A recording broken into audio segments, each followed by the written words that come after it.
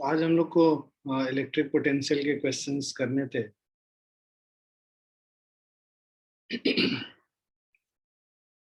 Everyone please switch on your cameras. Yes.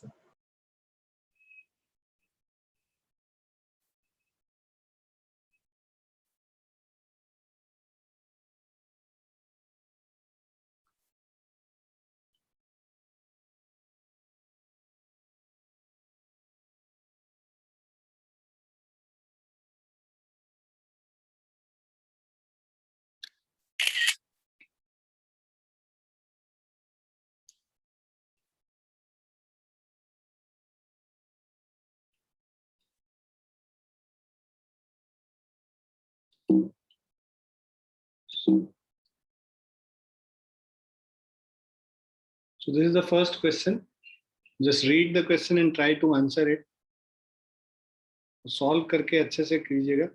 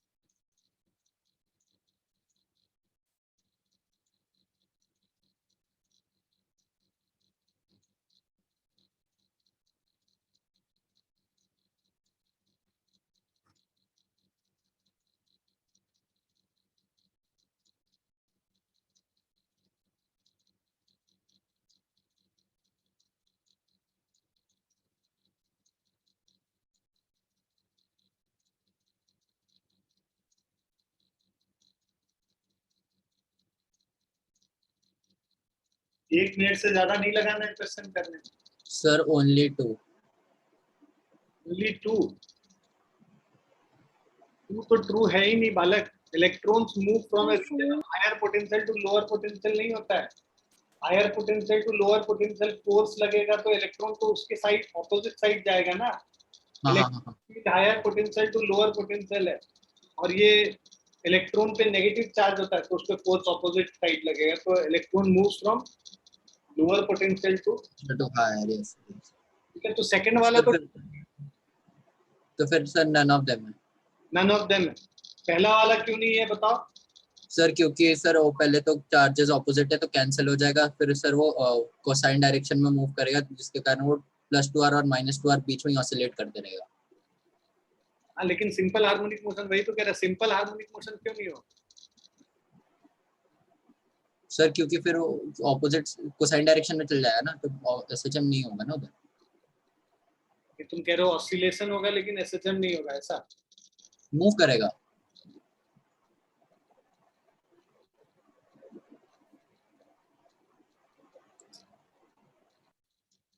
तो 65th वाले का क्या कह रहा है कि a ring of radius r carries a uniformly distributed charge plus q.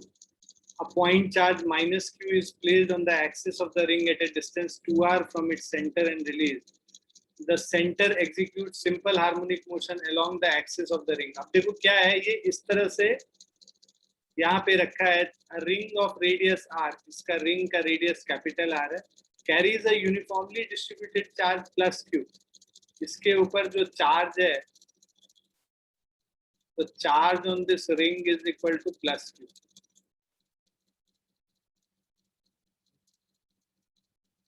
Point charge minus q, यहाँ पे एक माइनस q चार्ज है, is placed on the axis of the ring at a distance 2r. तो ये कितने distance पे है? 2r पे इधर रखा है from it centre and release. अब देखो ये जो चार्ज प्लस q और माइनस q है, ये अट्रैक्टिव फोर्स लगाएगा, राइट? अब दो फोर्सेस होंगे इस डायरेक्शन में, इस डायरेक्शन में, ये दोनों कैंसिल हो जाएगा, ये एड अप होके इधर फोर्स लगाएगा. बट प्रॉब्लम ये है कि अगर ये जो डिस्टेंस है, ये डिस्टेंस कम होता, नेग्लिजिबल होता, मतलब मान लो ये x था, so if x is very very less than r, तब ये SHM होगा, अदरवाइज ये SHM पे नहीं होगा. ऑसिलेशन तो होगा बट सिंपल हार्मोनिक मोशन नहीं होगा.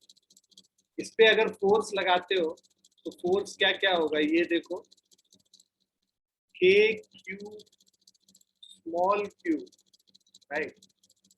और ये जो डिस्टेंस है, this is root under r square plus x square, k q cube upon r square plus x square cos theta. मतलब ये अगर एंगल थीटा है तो cos theta base by hypotenuse, मतलब x अपॉन root under r square plus x square. तो ये क्या हो जाएगा? k Q Q x upon r square plus x square raise to the power 3/2. ये फोर्स होता है ना? अब ये सी, ये this is directly proportional, f इज डायरेक्टली प्रोपोर्शनल टू x अगर होता है ना, ये माइनस साइड में है, नेगेटिव साइड में है, तो ये माइनस साइन लगा लो. f अगर directly proportional to minus x होता तब SHM होता. यहाँ पे तो डिनोमिनेटर में भी x का टर्म है ना, और तुम इसको नेग्लेक्ट कब करोगे? If x is very very less than r, तब ये क्या हो जाएगा? जो फोर्स आ जाएगा minus k Q Q x divided by r cube.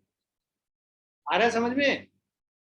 तब अब ये जो कांस्टेंट टर्म है, this is equal to minus of some constant alpha into x, मतलब f is proportional to minus x.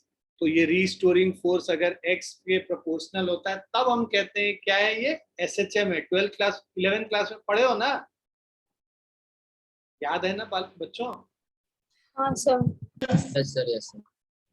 ठीक है, तो इसीलिए ये हम लोग SHM में नहीं मानते. तो this is not in SHM, ये भी गलत है. और electron move from higher to lower potential, ये गलत है.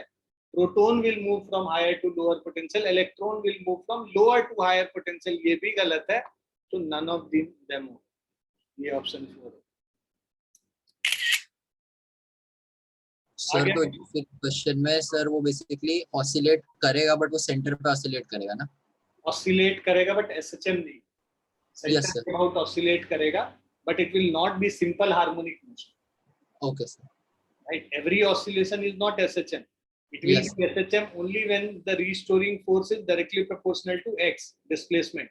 So here, for that to happen, that x should be very very less than r, means the amount by which, the distance by which this charge has to be released, that should be very less as compared to the radius of the ring. तब SHM. Okay sir. Important concept है, ध्यान रखना है. Next question कीजिए.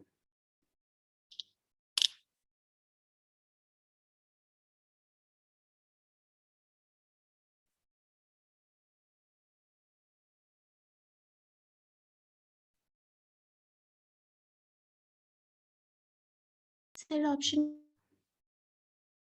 बेटा, fourth atoms to add. 66 का fourth नहीं, गलत है.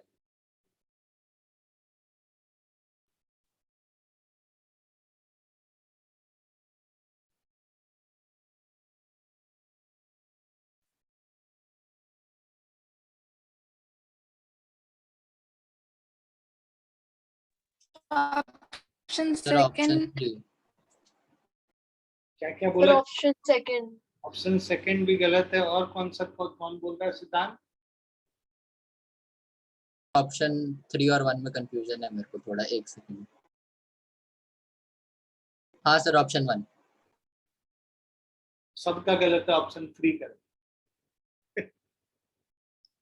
क्या तुम लोग जो भाई, two conducting spheres of radii r1 and r2 have same electric fields near their surfaces. तो दो कंडक्टिंग स्फीयर है, उसका सेम इलेक्ट्रिक फील्ड है। तो अगर मान लो the ratio of their electric potential, तो मान लो एक स्फीयर है, इस पे चार्ज q1 है, इसका रेडियस r1 है। दूसरा स्फीयर है, इसका चार्ज q2 है और रेडियस r2 है। तो अलग इलेक्ट्रिक फील्ड इसके सरफेस के पास सेम है, तो पहले वाले पे इलेक्ट्रिक फील्ड k(q1/r1) स्क्वायर होगा। This is equal to k(q2/r2) square, है ना बच्चों? k और k कैंसिल हो गया, तो इससे क्या आ गया? q1/q2 is equal to r2 square square, पहला इक्वेशन। अब हमें रेशियो ऑफ इलेक्ट्रिक पोटेंशियल निकालना है, v1/v2 निकालना है। v1 क्या होगा? k(q1/r1), उसके सरफेस पे क्या होगा? k(q1/r1), और v2 इज k(q1/r2).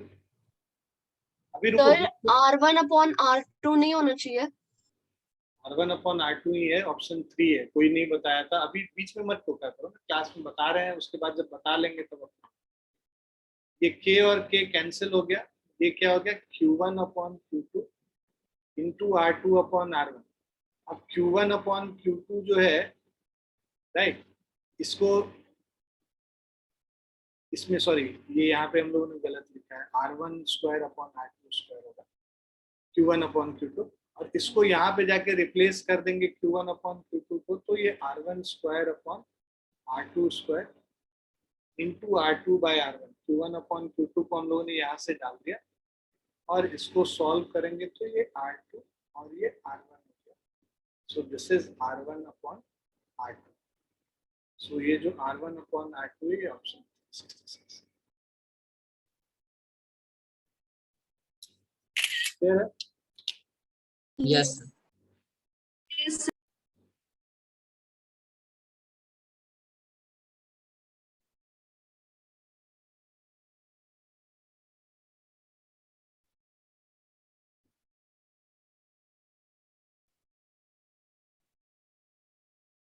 सभी ने लिख लिया बच्चों? Yes yes sir. और नेक्स्ट क्वेश्चन।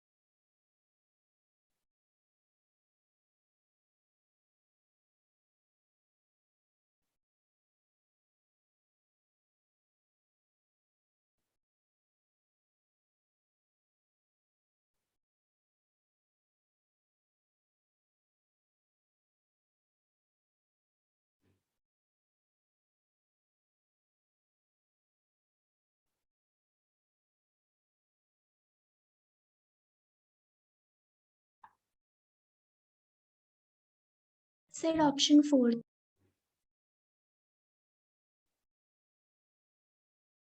नहीं डिम्पल, आज तुम्हारा दिन खराब चल रहा है, गलत।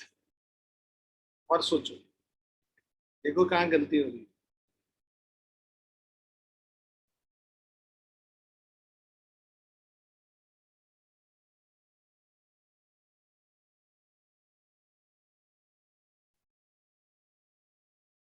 Sir first option. First option correct option.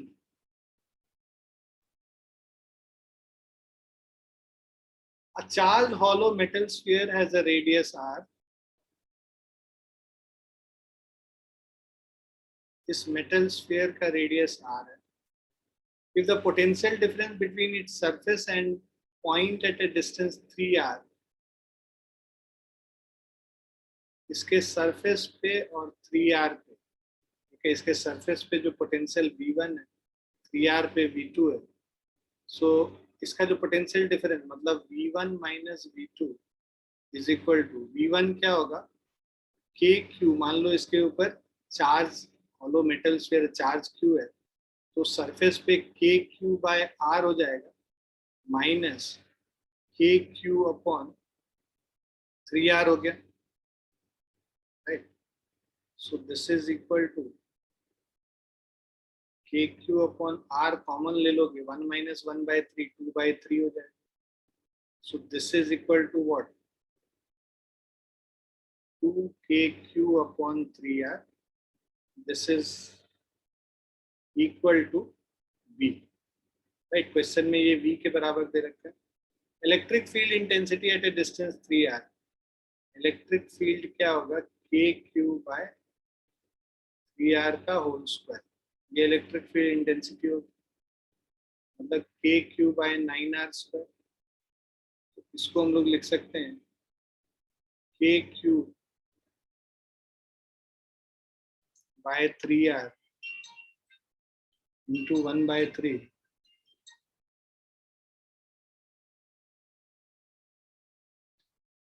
so kq by 3r into 1/3. so इसमें अगर हम लोग वैल्यू पुट कर लेते हैं kq by 3r का, ये क्या हो जाएगा, यहाँ से अगर वैल्यू kq by 3r का इसमें डालोगे तो ये v/2 होगा. इसको सब्स्टिट्यूट कर लिया, राइट. तो v/2 into 1/3r, so which is equal to v/6r. So electric field E is equal to v/6. Clear है बच्चों? Yes.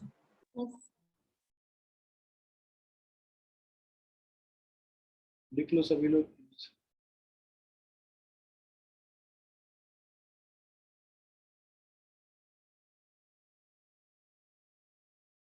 Done everyone? एक second sir.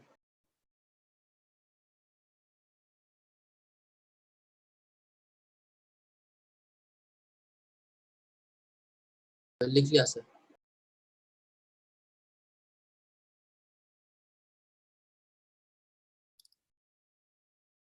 Please try this question.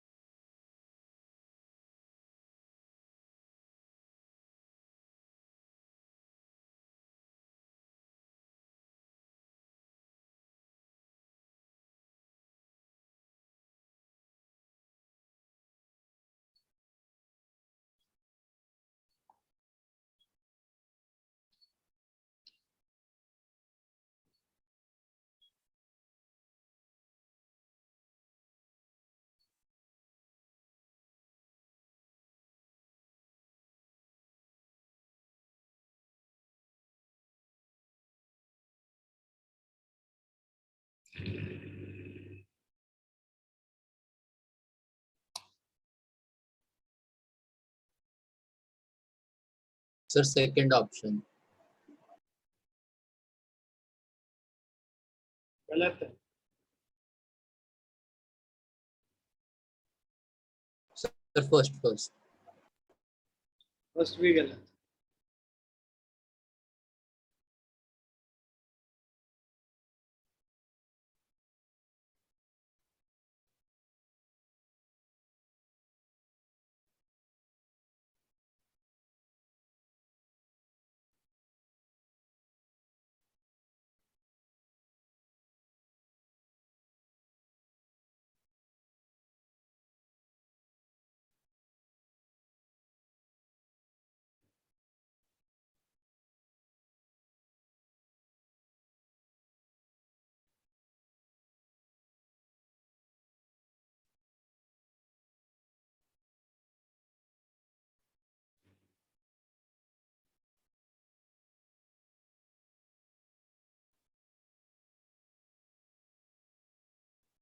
तो ट्राई करो बच्चों, जस्ट गिव मी 1 मिनट।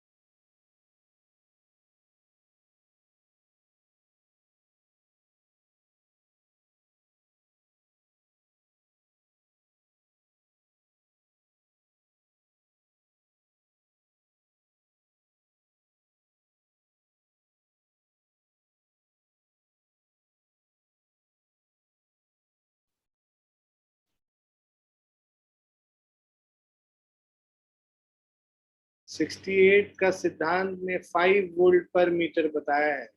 -5 बताया, 5 बताया? सिद्धांत yes sir, yes sir. -5 बताया, +5 बताया? सर 5 5 +5 +5 +5 सही आंसर। कैसे निकालते हैं इसको? देखो, the variation of potential with distance x from a fixed point is shown in the figure. The electric field at x is equal to 13। x is equal to 13 मतलब यहाँ पे इलेक्ट्रिक फील्ड पूछ रहा है। आ रहा है समझ में बच्चों? तो यहाँ पे इलेक्ट्रिक फील्ड कैसे निकालते हैं? इलेक्ट्रिक फील्ड का क्या फॉर्मूला होता है? -dv/dx। तो नेगेटिव ऑफ dv/dx मतलब this is equal to negative of slope of vx graph, है ना? vx ग्राफ का स्लोप निकालोगे तो स्लोप कैसे निकालते हैं? y/x करके निकालते हैं ना, y/x करके, है ना? तो ये माइनस ऑफ, अब देखो y2 - y1, y2 यहाँ पे क्या है? 10 है। y2 मतलब ये वाला डिस्टेंस और y1 मतलब ये।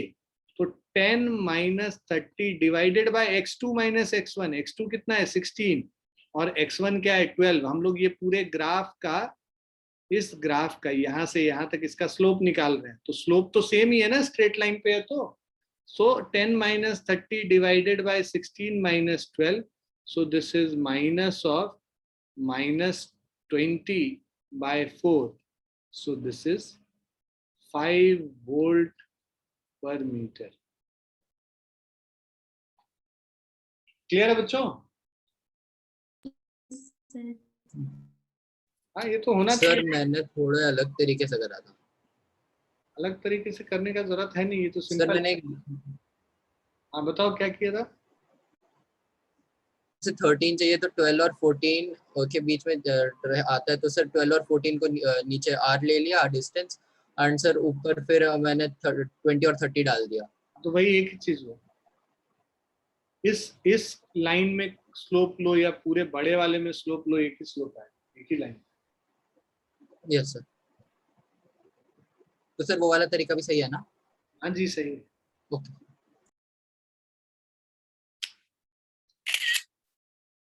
नेक्स्ट वाले पे चलते हैं। लंबा क्वेश्चन है, इसको देखिए, समझिए, कीजिए।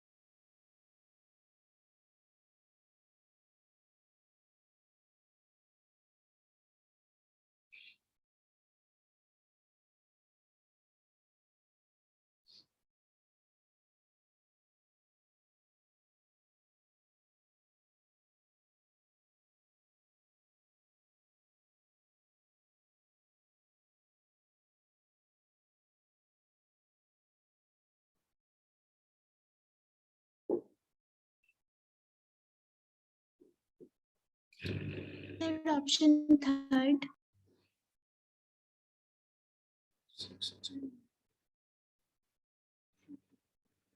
क्यों ऑप्शन थर्ड कैसे होगा? सर वो इलेक्ट्रिक लाइंस हमेशा इक्विपोटेंशियल सरफेस के परपेंडिकुलर होते परपेंडिकुलर होगा, लेकिन इलेक्ट्रिक फील्ड लाइन किधर से किधर जाता है? हायर पोटेंशियल से लोअर पोटेंशियल पे जाता है। तो हायर पोटेंशियल से लोअर पोटेंशियल तो फोर्थ हो गया ना, पी फोर्थ के साथ होगा ना। हैं। थर्ड सर में यस करोगे लोअर टू हायर नहीं जाएगा, ध्यान रखना उसका। ठीक है। Fourth option. यस क्वेश्चन में क्या कह रहा था बाकी लोग के लिए जिनको नहीं समझ में आया, list one gives certain situation in which electric field is represented. तो ये इलेक्ट्रिक फील्ड लाइंस हैं ऐसे। और list two gives lines of equipotential. Equipotential surface क्या होता है? इलेक्ट्रिक फील्ड लाइन के परपेंडिकुलर होता है। तो ये स्ट्रेट है, तो इलेक्ट्रिक फील्ड लाइंस के परपेंडिकुलर जो ये दोनों ऑप्शंस में आप देखो कि जो इक्विपोटेंशियल लाइंस परपेंडिकुलर है। बट हमें पता है कि electric lines of force higher potential से लोअर पोटेंशियल के तरफ जाता है। तो ये वाला ऑप्शन तो गलत हो जाएगा क्योंकि ये लोअर टू हायर है। तो ये वाला ऑप्शन सही होगा, हायर टू लोअर। तो पी फोर्थ के साथ बस सेकंड ऑप्शन में जा रहा है। तो एक ही करेंगे तो बाकी अपने आप हो जाए, और करने की जरूरत है नहीं।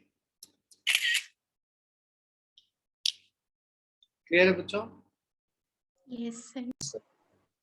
Yes sir.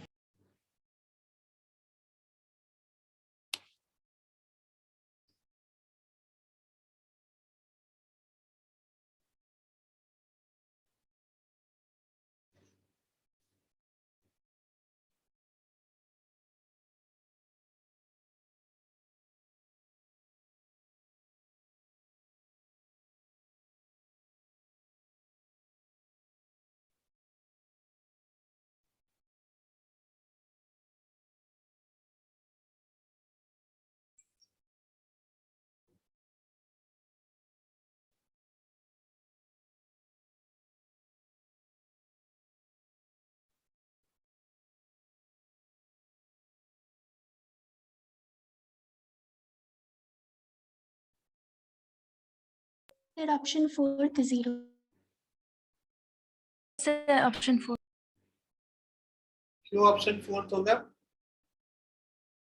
Sir potential same होगा हर जगह पे तो। हाँ, सर्कल पे सारे पॉइंट पे A B C D E सब पॉइंट का पोटेंशियल सेम होगा। तो अगर तुम ए से बी ले जाओ या ए से सी ले जाओ या ए से डी ले जाओ, पोटेंशियल इक्वी पोटेंशियल पॉइंट पे मूव कर रहे हो तो वर्क डन तो जीरो हो जाएगा। W is equal to Q into V होता है। जब पोटेंशियल डिफरेंस जीरो है तो वर्क डन क्या होगा? जीरो होगा। Yes. क्लियर है? Yes.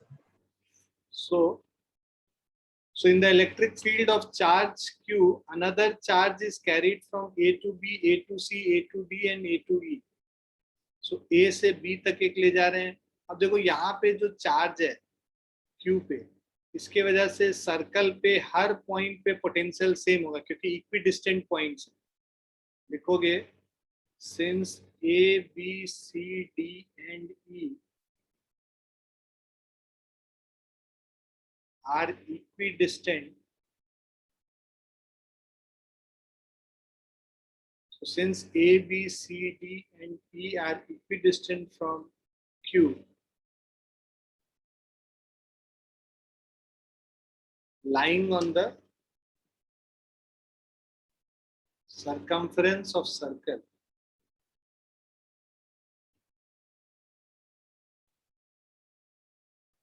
hence A B C D and E are equipotential points.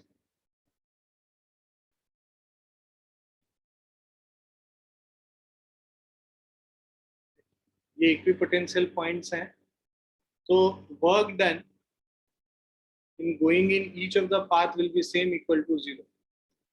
Work done is Q into V. Since V is 0, so Q into 0, 0 हो जाएगा, 0 along each path.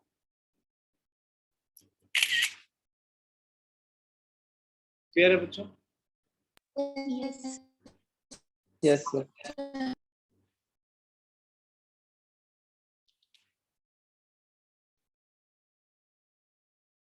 Serena और दिव्यांशी आप भी participate कीजिए, जवाब दीजिए आप लोग।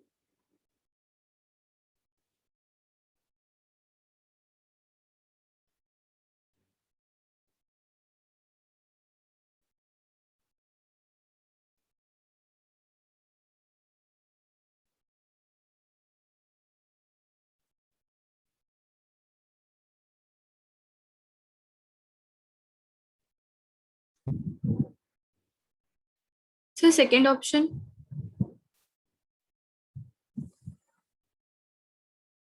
नहीं, सेकंड नहीं है गलत। और देखो बाकी First सारे ऑप्शन भी करो। और फिर ए 1 2 3 4 मत करो, सारे अच्छे से पढ़ो तब बताओ। इनकरेक्ट पूछ रहा है, करेक्ट नहीं पूछ रहा है, पढ़ो अच्छे से।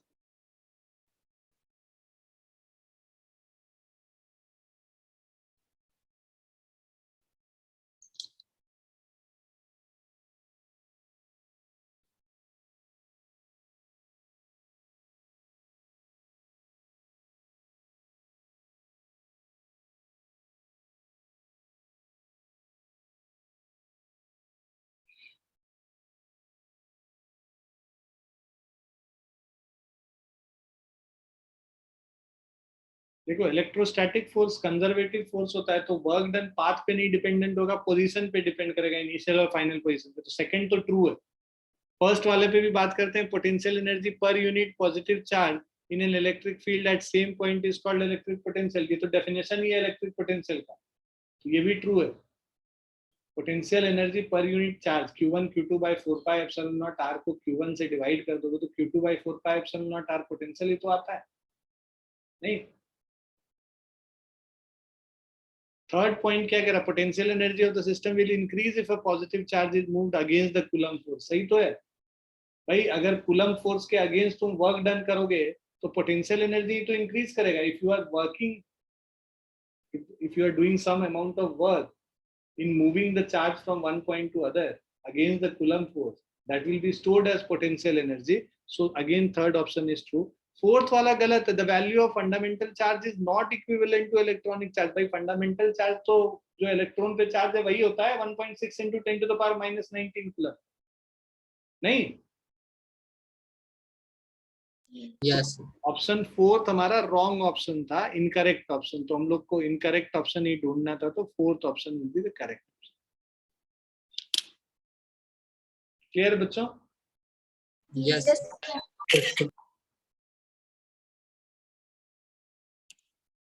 Next question.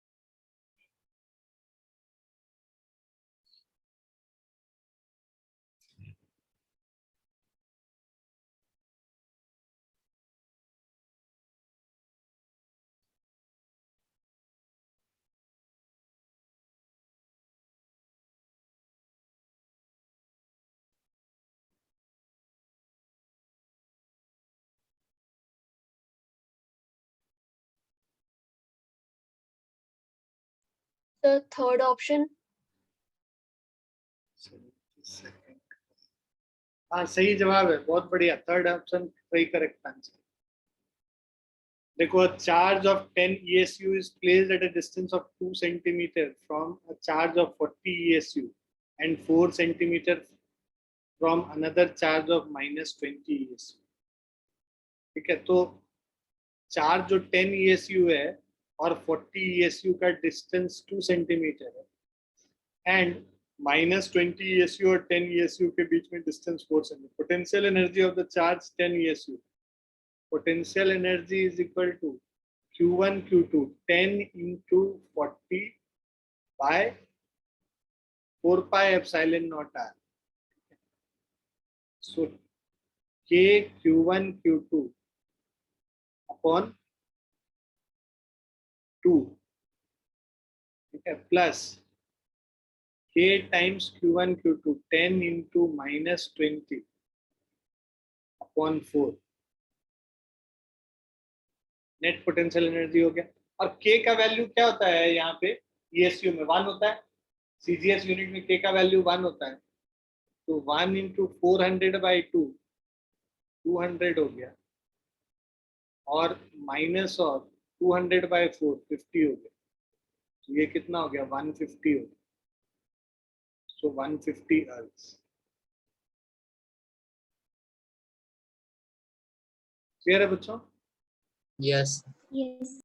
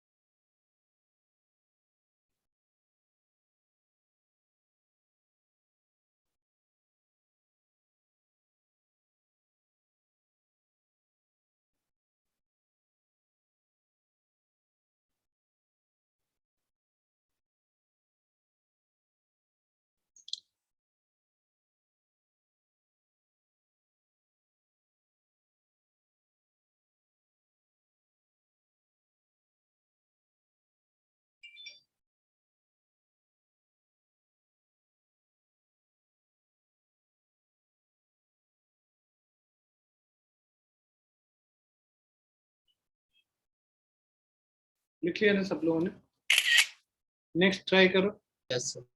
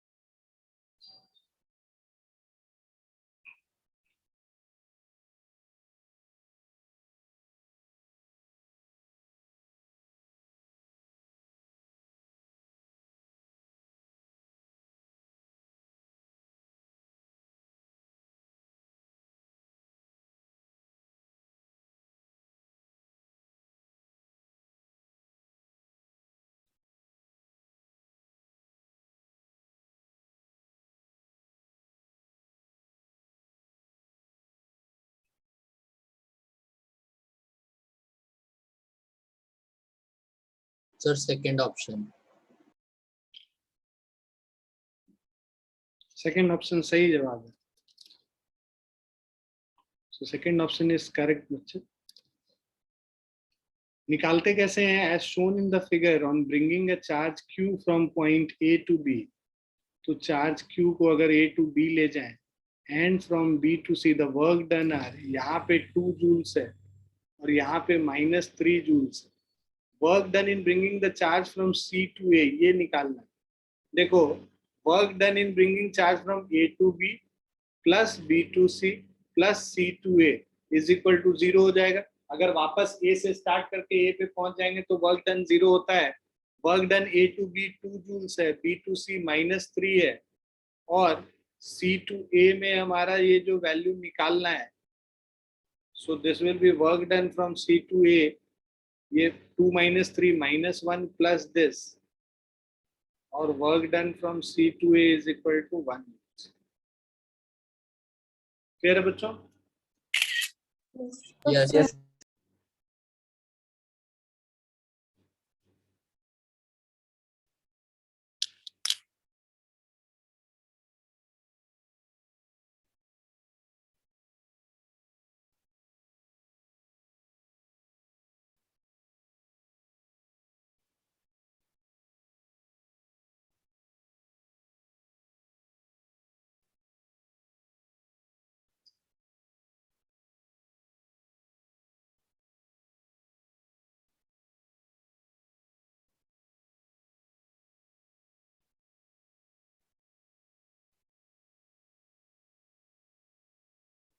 Sir, option 1. Option 1 correct option. देखो क्या कह रहा है, 15 joules of work has to be done against an existing electric field to take charge of 0.01 coulomb from A to B. So work done is equal to Q times potential difference VB minus VA.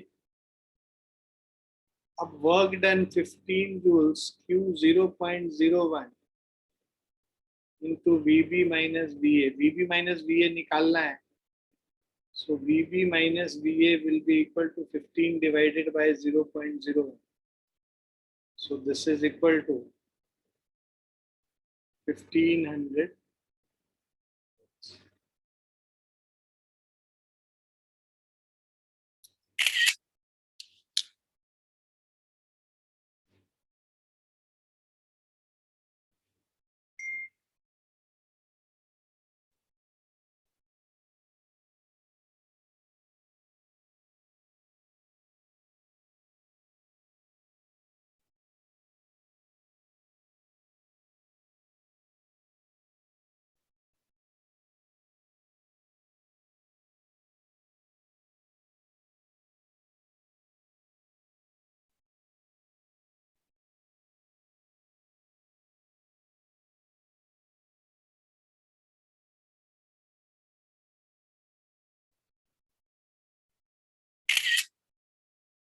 Next question, try it.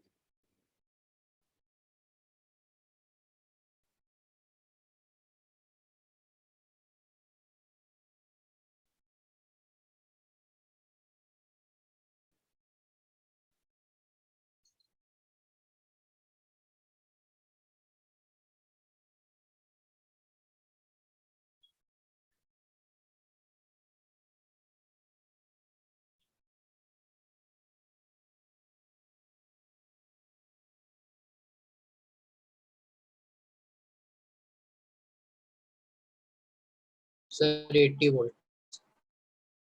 हाँ जी बेटा, Second option. फिर से देखो कुछ गड़बड़ कर रहे हो. Sir 8 volts. हाँ 8 वोल्ट करेक्ट है. पहली बार में सही क्यों नहीं निकालता है? वहां पे कौन बोलने आएगा? कान में आएंगे तुम्हारे बोलने कि भाई साहब गलत कर दिया, सही करो. सही से निकाला करो ना. पता नहीं किस चीज का हड़बड़ी है.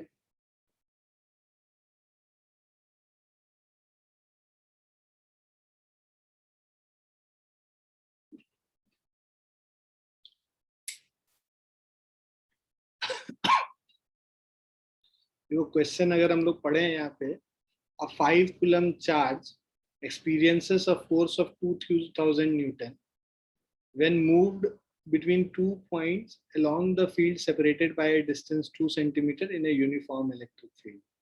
So अगर हम लोग देखें force,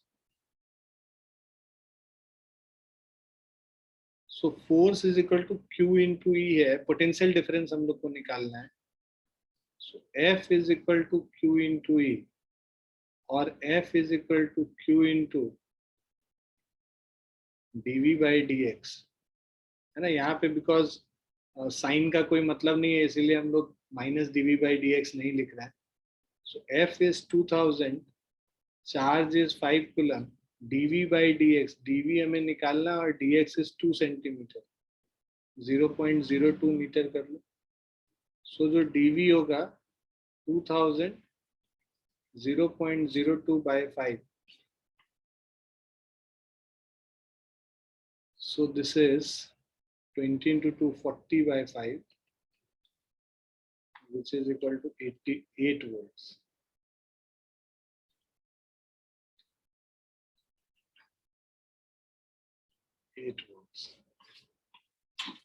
Option 1.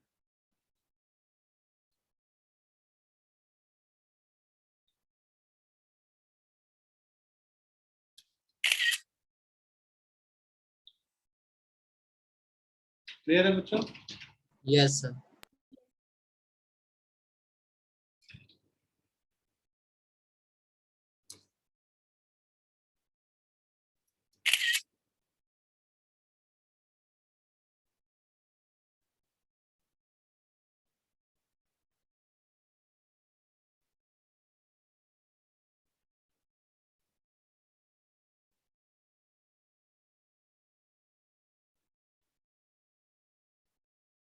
नेक्स्ट क्वेश्चन पे चलते हैं. तो इसको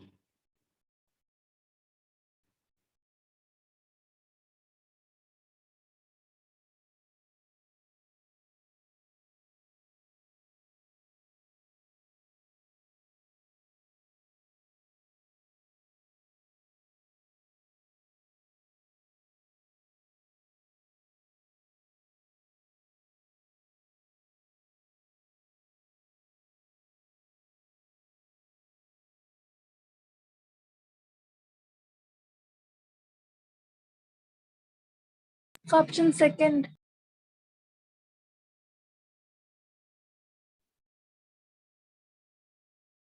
ऑप्शन सेकंड 76 का गलत है.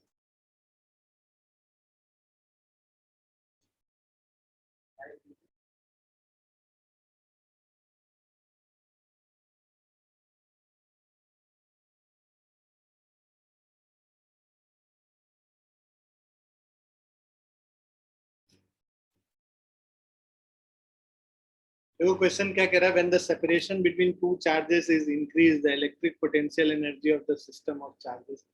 भाई ये तो चार्ज के ऊपर डिपेंड करेगा ना, डिक्रीज या इंक्रीज करना है.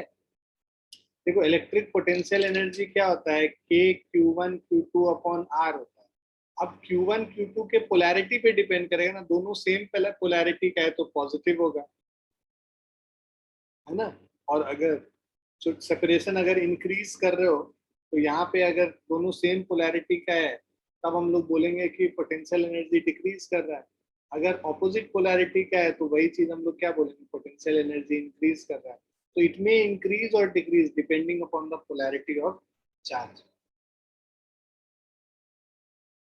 सो तुम लिख सकते हो depending on nature of charge या पोलैरिटी ऑफ चार्ज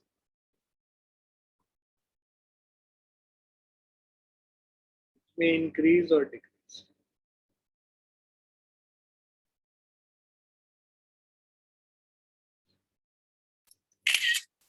Clear है बच्चों?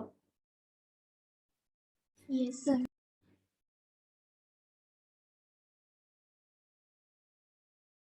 नेक्स्ट क्वेश्चन कीजिए.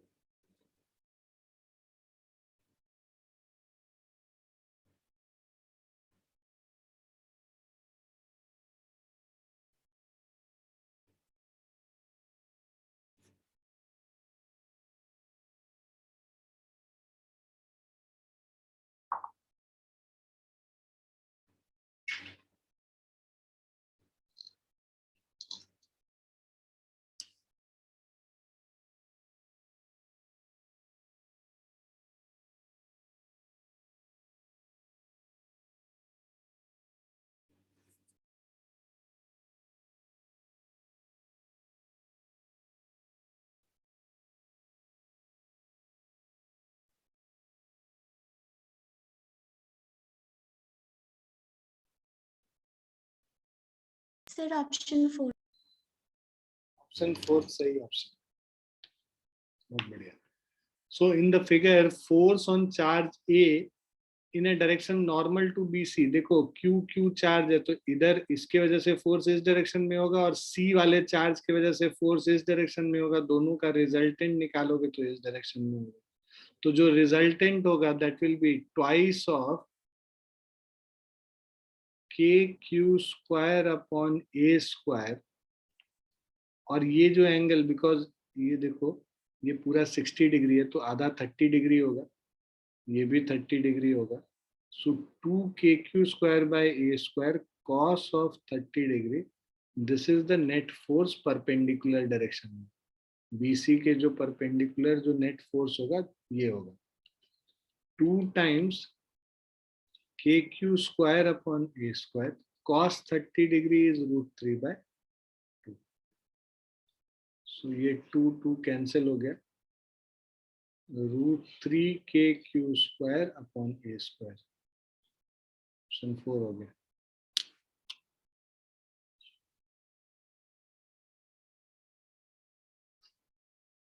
क्लियर है बच्चों? Yes. Yes, sir.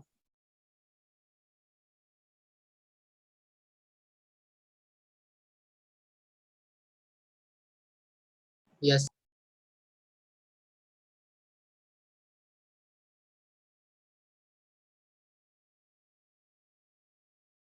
लिख लिया सभी ने? Yes.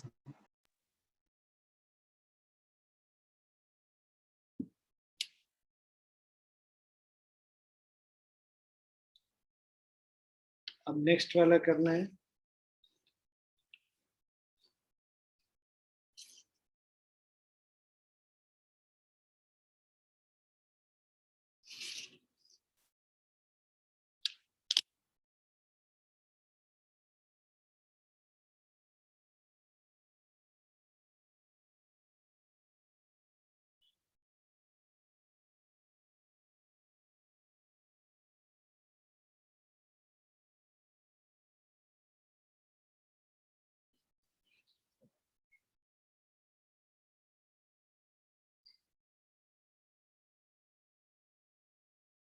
Sir, option 3.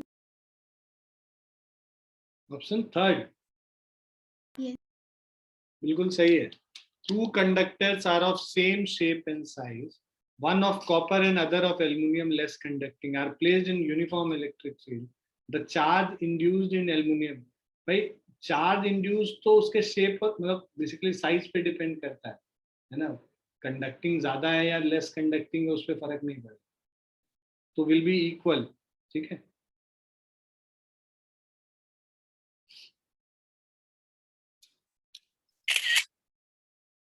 So option 3 है इसका आंसर.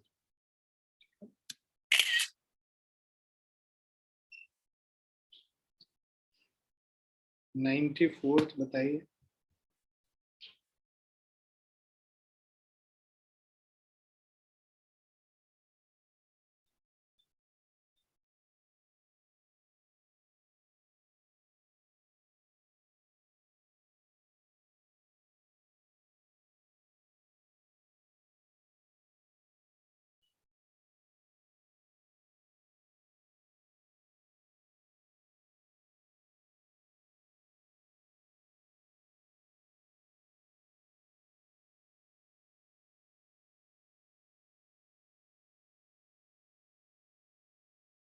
Sir, option 1. सोचो सोचो और सोचो. 1 नहीं है answer.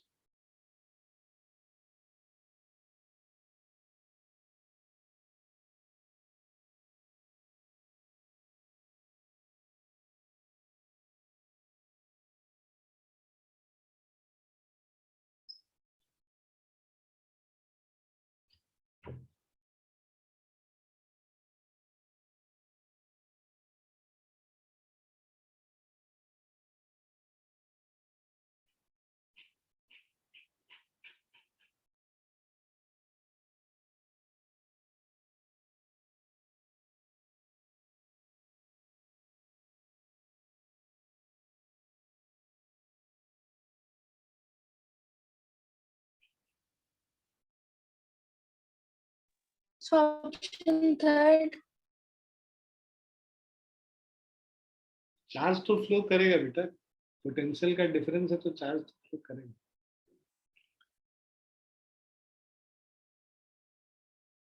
Sir B2।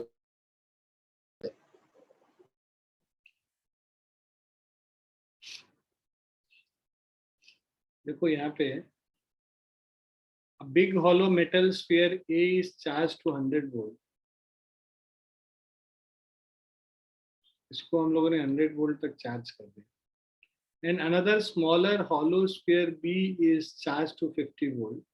If B is put inside A, इसको हम लोग 50 वोल्ट तक चार्ज किए और उसके बाद it is placed inside A।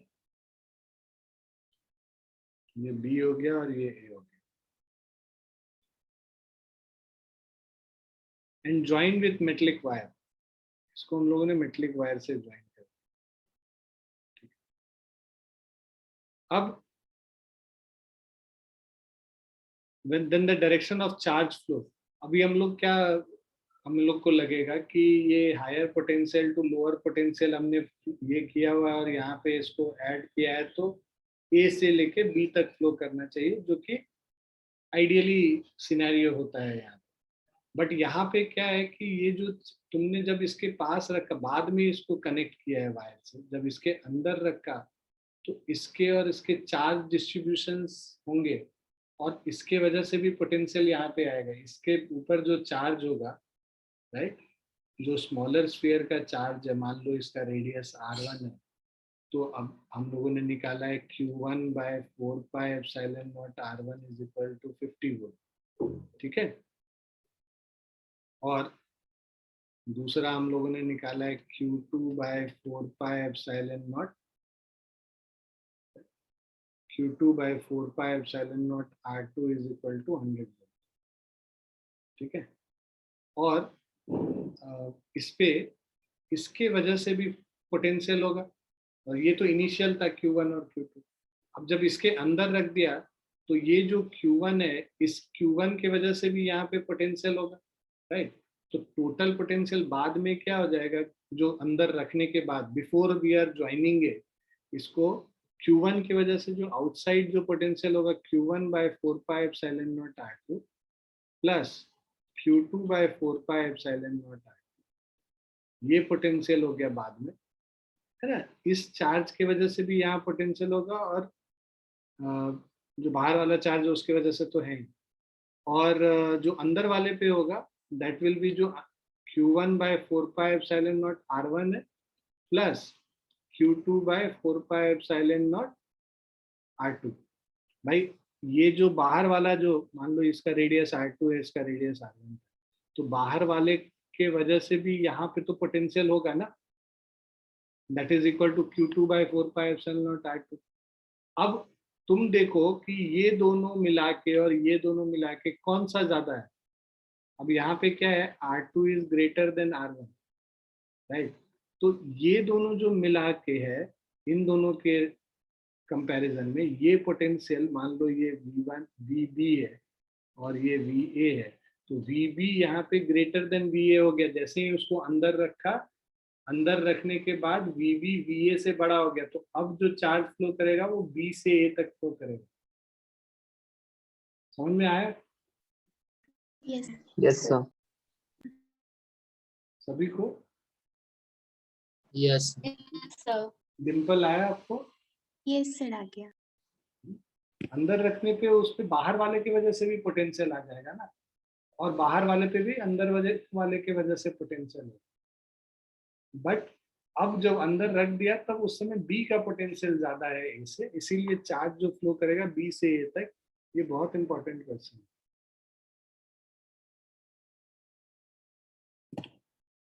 2-3 साल पहले आया था, कोई भी सही जवाब करके नहीं आया था।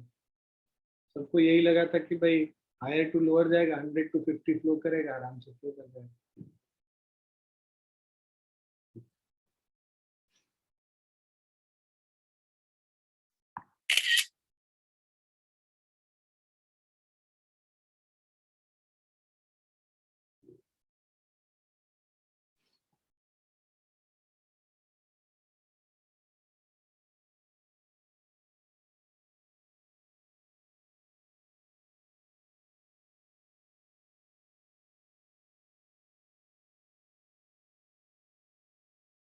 ये तो कल हम लोग बहुत ऐसा क्वेश्चन डिस्कस कर रहे थे।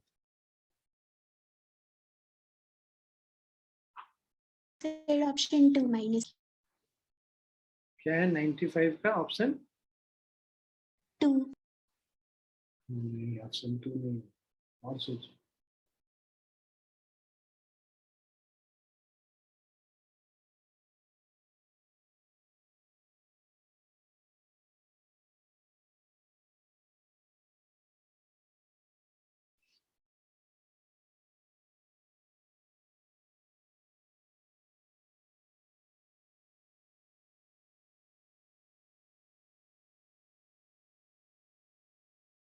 भाई क्या कह रहा है कि तुमको इनर स्फीयर को ना ग्राउंड किया, मतलब वहां पे पोटेंशियल जीरो होना है, तो आउटर स्फीयर की वजह से इनर स्फीयर के सरफेस पे जो पोटेंशियल है, इनर स्फीयर की वजह से इनर स्फीयर पे जो पोटेंशियल है, दोनों को ऐड करके जीरो से इक्वेट कर दो, सॉल्व कर लो, आ जाएगा। Sir third option.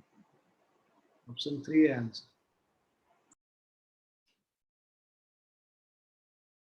Option 3 is right answer. इस पे चार्ज Q है और इस पे चार्ज Q डैश है ना। Two concentric conducting spheres are of radius R1 and R2. The outer sphere is given a charge Q. The charge Q dash on the inner sphere will be. So net potential in inner sphere, total potential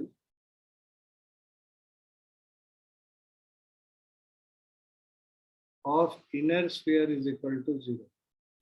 मतलब KQ dash by R1 plus KQ by R2 is equal to 0. बाहर वाले charge की वजह से यहाँ पे जो potential होगा KQ by R2 हो गया, और इस स्फीयर पे जो चार्ज Q डैश है उसकी वजह से उसके सरफेस पे KQ डैश by R1 हो गया। इन दोनों का सम 0 है, तो KQ dash upon R1 is minus of KQ by R2। K और K कैंसिल हो गया, Q dash is equal to minus Q R1 upon option 3। Clear बच्चों? Yes Yes, sir. हाँ बेटा, एक बार फिर से बता दें। अभिजीत एक बार और No, sir, I said it's clear. Okay. Okay.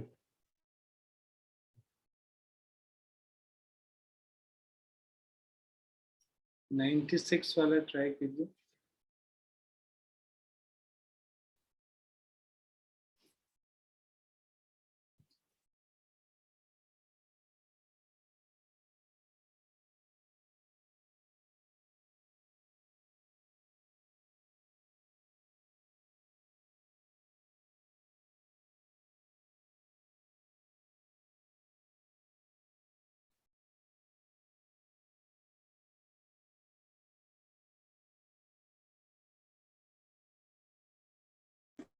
Sir second option.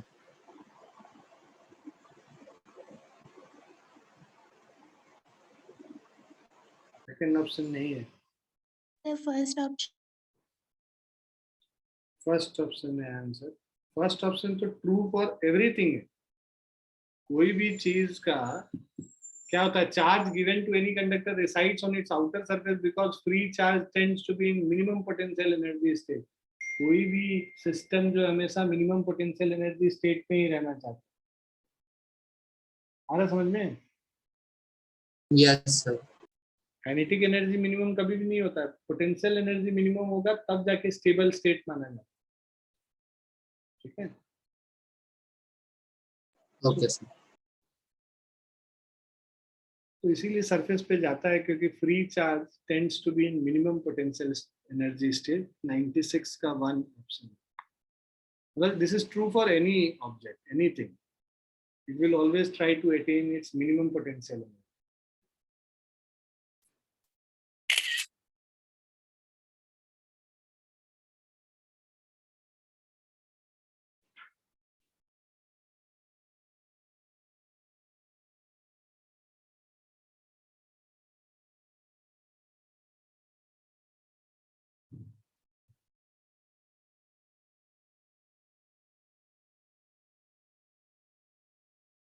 Sir C.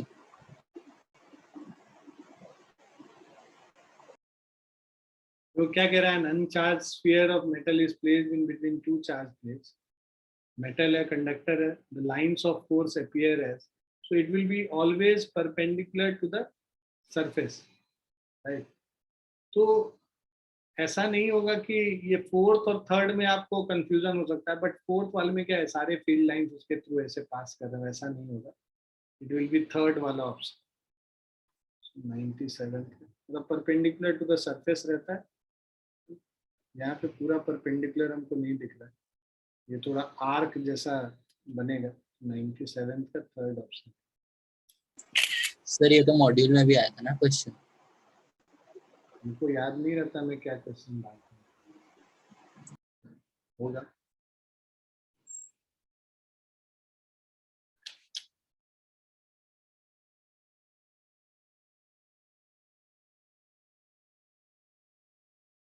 Now last question of the day.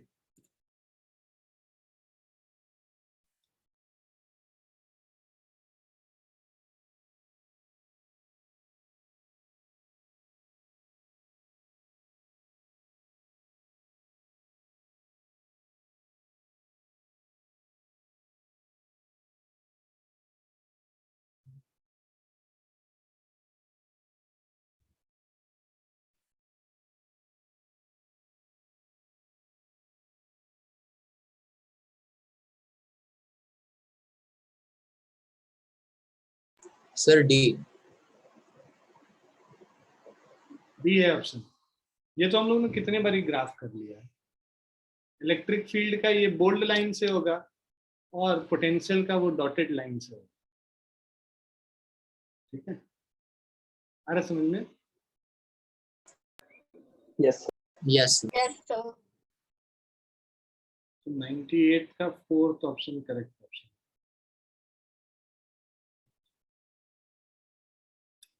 ठीक है, ठीक है बच्चों, आज हम लोग यहीं पे रुकेंगे और अगली क्लास में हम लोग कैपेसिटेंस स्टार्ट करेंगे. कैपेसिटेंस जो पूरे वीक में पढ़ेंगे उसके क्वेश्चंस हम लोग करेंगे अगली क्लास.